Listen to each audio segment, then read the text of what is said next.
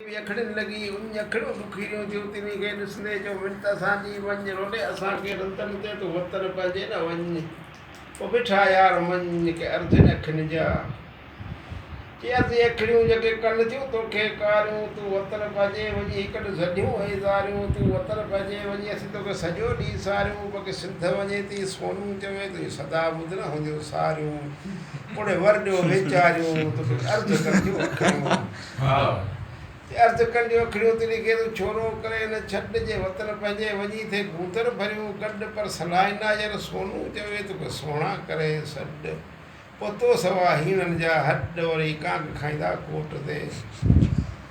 जहिड़े कांग न खाईंदे कोट ते तूं आ हल मूं साण आऊं पोइ मजबूर आहियां भई परवस आहियां पाण मुंहिंजे ई मन जा तुंहिंजे लाइ वठिजी विया आहिनि वाण पोइ होत तो लहे हाण का सॼोरी रहंदी सिंध में कि सॼोरी रहंदी सिंध में सिंध तुंहिंजी सोनू चवे चल फारूं थी न फिटे तो सवा हमदानी अरमान में सोकी कोटन मुंहिंजे कटे तोखां पोइ हयाती हूंदो को बरोज ॾींहुं ॿटे पोइ लाल न लोढ़ लटे जेको हो त पंहिंजे हथनि सां असां पोइ 50 साल खां पोइ अॼु लाल लोढ़ होत लोढ़ लटण जूं तूं वरी न करवायूं आ पिरी पाण भरे भाकुर पायूं ॾेई गल गिराठड़ी पा लप लपनि ते लायूं पकी ओढ़ई ऐं अमदाणी त हरदम हाज़ुर आहियूं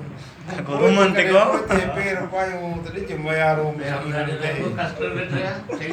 चिमयार मिसकिन ते आऊं ॾेई कहिड़ियूं ॾींदुसि हूंदी हुक मिलण जी त पियो रातो ॾींहुं रोंदुसि खाइण पीअण खारा थिया पियो गणती मज़े कंदुसि तुंहिंजे मिलण जी मौला खां खणी ईंदो आहे घुरंदुसि पोइ इहे पियो चवंदुसि त मौला मोए पियो मिलाए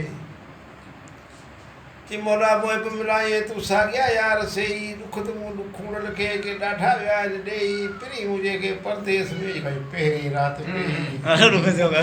जुदाई कई रोले विया रण में